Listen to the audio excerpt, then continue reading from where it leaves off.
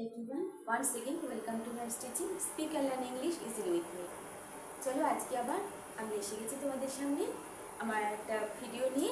আজকের ভিডিওটা যেটা আমি আগামী দিন শুরু করেছিলাম কনজাংশনের উপর, পার্টস ফর স্পিচের একটা পার্ট কনজাংশন। কনজাংশনটা কি আমরা আগের দিন জেনেছি, আর কনজাংশন কোথায় কোথায় আমরা কিভাবে ব্যবহার করি সেটাও আমি তোমাদের কাছে অ্যানালাইজ করেছি। আগের দিন আমি তোমাদের দেখিয়েছিলাম কনজাংশনের 4টে পার্ট। আজকে তোমাদের আমি দেখাবো আরও 4টে পার্ট কিভাবে কোন কোন জায়গায় আমরা কনজাংশনকে ব্যবহার করি। সাধারণত আমি আগের দিন তোমাদের দেখিয়েছিলাম যারা তোমরা বেসিকে আছো, খুব নর্মাল কনজাংশন যেগুলো আমরা সবসময় ব্যবহার করি, সেই ধরনের কিছু ছোট ছোট কনজাংশন ওয়ার্ড দিয়ে আমরা আজকেও আমি তোমাদের কাছে এক্সপ্লেন করব। চলো আমরা দেখে নিই কিছু এক্সাম্পল দিয়ে আবার কোথায় কোথায় আমরা কিভাবে কনজাংশন ব্যবহার করি। আরেকবার আমি রিপিট করছি, once again I'm repeating it যে কনজাংশনটা কি। কনজাংশন একটা ওয়ার্ড যে ওয়ার্ডটা দুটো শব্দকে বা দুটো সেন্টেন্সকে অ্যাড করে, কানেক্ট করে। কনজাংশনকে আমরা লিঙ্কারও বলি, কানেক্টারও বলি। চলো দেখে নিই আমরা এই লিঙ্কার কানেক্টার কনজাংশনকে আমরা কিভাবে কোথায় ব্যবহার করছি। চলো আজকে দেখি আমরা যখন টাইম বোঝাচ্ছি, যখন সময় বোঝাচ্ছে, তখন আমরা কি ধরনের কনজাংশন বা কি ধরনের লিঙ্কার সেন্টেন্সে ব্যবহার করতে পারি। টাইম আমরা কি ব্যবহার করছি, টাইমে আমরা ব্যবহার করছি when, before, after, till, until, etc. আচ্ছা দেখো, he was going home when I came out. he was going home, সে বাড়ি যাচ্ছিল যখন আমি বেরিয়ে এসেছি। ঠিক আছে, he was going when, এখানে whenটা কনজাংশনের কাজ করছে। এটা কি বোঝাচ্ছে, আমরা জানি when কথাটা যখন আমরা ব্যবহার করি অর্থাৎ সেটা সময়কে বোঝাচ্ছে, তখন সেটা টাইমকে ইন্ডিকেট করছে। ঠিক আছে, তাহলে when অর্থ এখানে কি বোঝাচ্ছে, যখন যখন সে বাড়ি যাচ্ছিল তখন আমি অলরেডি বেরিয়ে এসেছি। নেক্সট দেখো, after the sunset they took their dinner. After the sunset এখানে কানেক্টর বা কনজাংশন আফটার।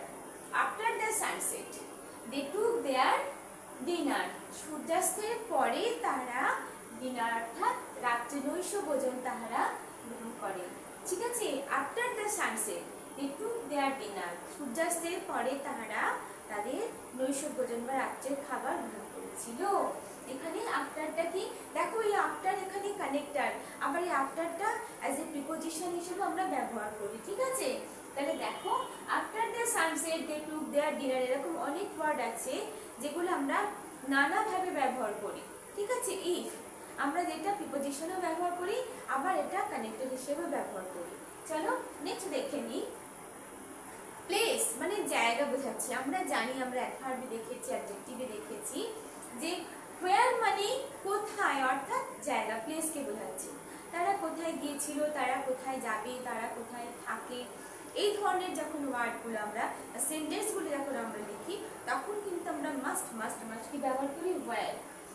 ঠিক আছে, wherever, where এগুলো আমরা ব্যবহার করি। অর্থাৎ এই কথাটার এই শব্দটার অর্থই হচ্ছে সেন্টেন্সে প্রথম কথা আমরা প্রশ্ন দিয়ে প্রশ্নবাদক এই কথাগুলো ব্যবহার করি, ওয়ার্ডটা ব্যবহার করি, WH ওয়ার্ডটা, আর এইটার অর্থই হচ্ছে কোথায় অর্থাৎ কোনো জায়গাকে ইন্ডিকেট করছে।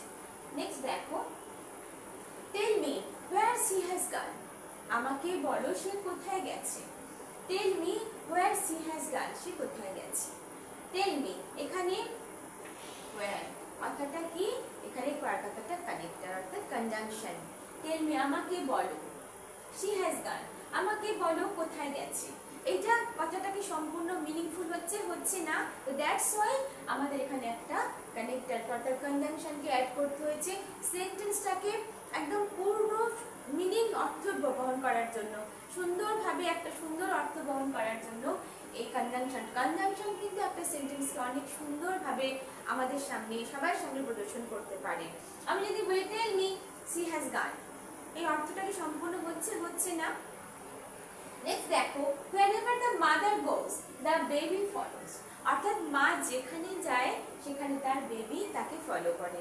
এটা ছোট বাচ্চাদের নিয়ম, এটা আমরা অনেক সময় বড়রাও করি। মা কোথায় গেছে, বিশেষ করে ছোট বাচ্চা তো সবসময় যেখানে মা থাকে সেখানে সে যায়, দেখবে এটা অ্যানিমালসের মধ্যেও রয়েছে। তো এই কথাটার অর্থ এখানে এটা কেন, wherever the mother goes the baby follows, বাচ্চারা তাকে ফলো করে, তাকে অনুসরণ করে। তাহলে আমরা কোথায় এই ধরনের প্লেসে আমরা কি ব্যবহার করতে পারি? দেখো সমস্ত সেন্টেন্সে, বিভিন্ন ধরনের সেন্টেন্সে আমরা কানেক্টরকে, বিভিন্ন রকমের কানেক্টর আমরা ব্যবহার করি। আশা করি তোমরা বুঝতে পারছো। এমনি ভার্ব সি হ্যাজ গান, এখানে ভার্বটা কি? এখানে ভার্বটা কানেক্টর, ঠিক আছে। আবার দেখো whereas the mother goes the baby follows, যেখানে মা যায় সেখানেই যে বেবিও তাকে ফলো করে, ঠিক আছে। নেক্সট দেখো, নেক্সট আমরা কি দেখেছি? নেক্সট আমরা দেখেছি কন্ডিশন। কন্ডিশনটা কি হচ্ছে? কন্ডিশন হচ্ছে এই ধরনের ওয়ার্ড ইফ বা দেখো আনলেস, অর্থাৎ কোনো কাজের পরিবর্তে এইটা তুমি করো তাহলে আমি এটা করব, তুমি যদি আসো তাহলে আমি যাব, তুমি যদি যাও তাহলে এইটা করো। এই যে একটা কন্ডিশন, এর জন্য আমরা কি ব্যবহার করি? কি ধরনের কানেক্টিভ ওয়ার্ড কি ব্যবহার করি? ইফ, আনলেস, মেইনলি আমরা নরমালি ব্যবহার করি, ঠিক আছে। দেখো sentence, if you go to the market bring some fruits for me. If you go to the market bring some fruits for me, তুমি যদি বাজারে যাও আমার জন্য কিছু ফল নিয়ে আসবে। Bring some fruits for me, এখানে ইফ, ইফ কথাটাকে আমরা অনেকটা, if you go to the market, if কথাটার অর্থ, ওয়ার্ডটার অর্থ হচ্ছে কন্ডিশন, অর্থাৎ you go to the market, তুমি বাজারে যাও, bring some fruits for me, আমার জন্য ফল আনো। এটা আজকে ভালো লাগছে, শুনতে ভালো লাগছে না? কোথাও যেন কিছু একটা কমতি আছে। যখনই আমি ইফটা অ্যাড করলাম তখনই সেন্টেন্সটার একটা সুন্দর মিনিং, সুন্দর অর্থ পরিপূর্ণভাবে বোঝানো যাচ্ছে, আমরা সবাই বুঝতে পারছি। If you go to the market bring some fruits for me, তুমি যদি বাজারে যাও তাহলে আমার জন্য কিছু ফল এনো, ওকে। তাহলে এখানে এই ইফটা আমরা কোথায় ব্যবহার করলাম? কন্ডিশন, একটা শর্তের মধ্যে। নেক্সট দেখো, I would not eat that food unless I was really hungry, আমি এই খাবারটা কখনোই খাবো না যদি না আমি ক্ষুধার্ত হই, ঠিক আছে। যদি আমি অনেক আমার খিদে পাই তাহলে আমি এই খাবারটা খাবো না, আমি যদি খুব ভুখা থাকি তাহলে আমি খাবারটা খাবো না, আমি খাবারটা খাবো না। এখানে আমি কি ব্যবহার করছি? আনলেস।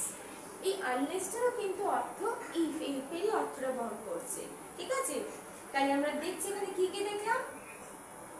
সময়ের জন্য আমরা কি ব্যবহার করছি? when ব্যবহার করছি, আমরা আফটার ব্যবহার করছি, till, until, before, এই ধরনের ওয়ার্ডকে আমরা সময়কে মেনশন করতে, সময়কে ইন্ডিকেট করতে এই ধরনের কানেক্টিভ ওয়ার্ড বা কনজাংশন আমরা ব্যবহার করছি। আবার দেখো, যখন আমরা জায়গাকে বোঝাচ্ছি, প্লেসকে বোঝাচ্ছি, তখন আমরা wherever এই ওয়ার্ডগুলো ব্যবহার করছি। নেক্সট আমরা কি দেখলাম? কন্ডিশন। এগুলো কন্ডিশনাল ওয়ার্ড কোনগুলো? ইফ, আনলেস, আরো অনেক এই ধরনের কনজাংশন আছে যেগুলো নেক্সট ডে আমি তোমাদের কাছে অ্যাডভান্স স্টেজে আমি ইলাবোরেটলি তোমাদেরকে একটু বোঝাবো, ঠিক আছে। দেখো এরপরে আবার আমি তোমাদেরকে যে কম্প্যারিজন, কম্প্যারিজনটা কি হচ্ছে? যখন কারোর সাথে কারোর তুলনামূলক আলোচনা করি আমরা,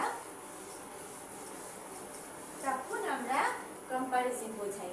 কম্প্যারিজনে আমরা কি ধরনের ওয়ার্ড ব্যবহার করতে পারি? দেখো অ্যাজ, এই ধরনের ব্যবহার করি, অ্যাজ, সো, অ্যাজ, দেন। দেখো এক্সাম্পল দেখো, Rina is as tall as her mother, as tall as, ঠিক আছে। রিনা is as tall as her mother, তার মানে রিনা তার মার মতনই অতটাই টল, ঠিক আছে। তাহলে এখানে আমরা কি বোঝাচ্ছি? কম্পারিজন, অর্থাৎ একটা তুলনামূলক আলোচনা। দেখো নেক্সট একটা দেখাচ্ছি, রহিম is taller than you, Rahim is taller than, রহিম তোমার থেকে লম্বা, রহিম is taller than you। এখানে আমরা কি ব্যবহার করলাম? এখানে কানেক্টর হিসেবে আমরা than কে ব্যবহার করলাম। এখানে কি ব্যবহার করেছি? as, ঠিক আছে, মাঝখানে তল। দেখো আরেকটা সেন্টেন্স দেখাচ্ছি, this dress is beautiful than that, এখানে আমরা than ব্যবহার করলাম। এখানেও তুলনামূলক, মানে এই ড্রেসটা ওইটার থেকে সুন্দর, বেশি সুন্দর। this dress is beautiful than that, more beautiful, this dress is more beautiful, this dress is more beautiful than that, ঠিক আছে। তাহলে যখন আমরা কোনো কিছুকে তুলনা করছি কারোর সাথে, কোনো জিনিসের সাথে কোনো জিনিসকে, তখন আমরা কি ধরনের কানেক্টর বা কি ধরনের কনজাংশন ব্যবহার করছি। দেখো এখানে অ্যাজ, এখানে দেন, এখানে সো অ্যাজ, এরকম বিভিন্ন ধরনের আমরা কানেক্টর, বিভিন্ন যখন আমরা সেন্টেন্স লিখি বিভিন্ন ধরনের, তখন আমরা নানা ধরনের কনজাংশন বা কানেক্টরকে ব্যবহার করছি। তবে এইগুলো আমরা খুব নর্মালি সাধারণত ইউজ করি। আরো অনেক ধরনের কানেক্টর আছে যেগুলো আমরা ধরো একটা, দুটো, তিনটে সেন্টেন্সের সঙ্গে ব্যবহার করি। এরকম অনেক প্রিপোজিশন আছে সেগুলোকে আমরা অ্যাজ এ কনজাংশন ব্যবহার করি। চলো, আশা করি আজকে তোমরা এই কনজাংশন গুলোকে খুব ভালোভাবে বুঝেছো, কারণ খুব সহজ, খুব ইজি এই কনজাংশন গুলোকে মনে রাখা বা বোঝা। ঠিক আছে, জাস্ট শুধু আমি তোমাদের আগেও বলেছি, এখনো বলছি, সব কিছুকে আমরা যদি খুব সুন্দরভাবে প্র্যাকটিস করতে থাকি, অর্থাৎ দেখো একটা শুকে যদি ডেলি আমরা পলিশ করি না, তো ডেলি পলিশের জন্য সেটা খুব গ্লজি থাকে, খুব গ্লেজি থাকে, কিন্তু যখন ধীরে ধীরে সেটাকে আমরা না পলিশ না করি রেগুলার, তাহলে সেটার যে উজ্জ্বলতা সেটা নষ্ট হয়ে যায়। এরকম সব কিছুই আমিও যদি কিছুদিন পড়া না করি, আমিও কিন্তু ভুলে যাব। সব কিছু কিন্তু নির্ভর করে আমাদের প্র্যাকটিসের উপর। তাই ডেলি তোমরা যদি অনুশীলন করো, মাইনিউটলি পড়াশোনা করো, ডেডিকেশনটা যদি তোমাদের থাকে যে কোনো কাজে, তাহলে সেই কাজটায় সাকসেস হওয়া খুব তাড়াতাড়ি হওয়া যায় আর ভালো হবে। তাই তোমরা এগুলোকে বোঝার জন্য, শেখার জন্য একটু প্র্যাকটিস করো আর মনোযোগ দিয়ে এগুলো তোমরা শেখো। আশা করি আজকের ভিডিওটা তোমাদের ভালো লেগেছে। দেখো নেক্সট আজকের ইডিয়ামটা কি আছে। আজকের ইডিয়াম আছে ফুল অফ বিনস। আজকের ইডিয়াম হচ্ছে ফুল অফ বিনস। এই কথাটার মানে হচ্ছে হ্যাপি, খুব হ্যাপি বা এনার্জেটিক। এনার্জেটিক মানে ভীষণ আমি খুশিতে আছি, আমি খুব আনন্দে আছি, আমার খুব এনার্জেটিক আমি। এই সময় দেখো এই ধরনের ইডিয়াম আমরা ব্যবহার করতে পারি সেন্টেন্সে। কি ধরনের সেন্টেন্স লিখি দেখো, after holidays, after holidays children come to school, children come to school full of beans,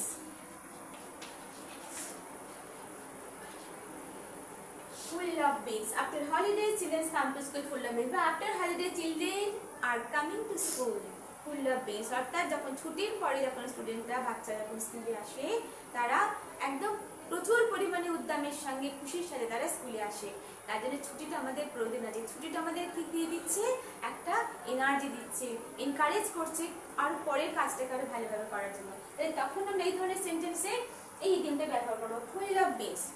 আশা করি তোমরা ভালো লেগেছে, তোমাদের আজকের ভিডিওটা তোমরা বুঝতে পেরেছো। যদি ভালো লেগে থাকে, যদি তোমরা বুঝে থাকো, তাহলে তোমরা একটা লাইক করো, কমেন্ট করো, আর অবশ্যই তোমরা সাবস্ক্রাইব করো। যারা এখনো সাবস্ক্রাইব করোনি, তারা, তোমাদের সাবস্ক্রাইবের জন্য আমি কিন্তু এগিয়ে যেতে পারবো। তোমরা যদি সাবস্ক্রাইব না করো, আমি তাহলে ধীরে ধীরে একদম স্টপ হয়ে যাব। আশা করি তোমরা আমাকে সাবস্ক্রাইব করবে, আমাকে এগিয়ে যেতে সাহায্য করবে। Tata, by.